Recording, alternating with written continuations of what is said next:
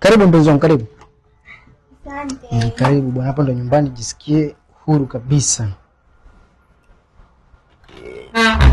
Karibu mtu wangu, karibu.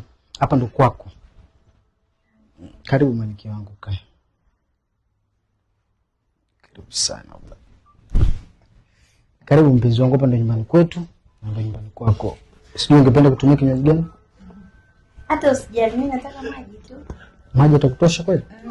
Yatatosha. Basi nipe dakika moja.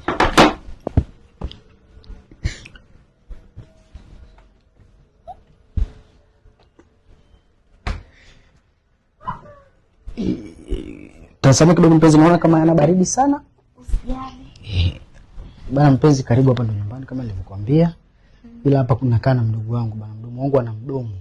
Kwa hiyo utajaribu ku maintain naye kidogo ili muende sawa. Kwa hiyo hapa unaishi na mdogo wako tu? Hapa naishi na mdogo wangu tu, kidogo anasoma mama aliniachia, kwa hiyo utamuita hapa ila jaribu ni muongeaji sana. 40. We 40 wewe? Be. Njoo huku mara moja mdogo wangu. Kuliletwa mojinga. Bia janja langu. Salimia basi mdogo wangu. Unaona kuna wageni hapa. Shika. Mambo. Poa. Sasa shikamoo ndo nini? God have mercy. Bwana, uniambie ucho ni. Basi sawa, tuachane na yote maana kujua. Bana mdogo wangu, mimi nimekuita hapa kwa kitu kimoja. Sitaki zile ngonjera zako. Umeona wewe? Wewe ni wifi yako. Ni mke wangu mimi. Sitaki zile ngonjera zako, na kujua. Wifi yangu?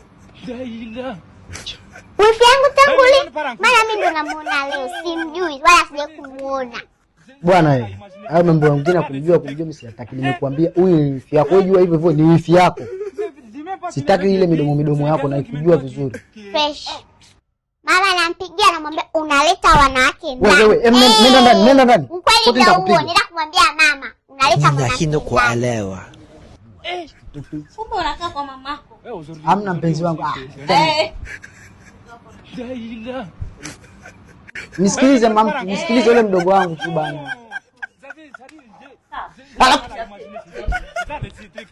Wewe foto, ngoja nikufuate kumbwa wewe.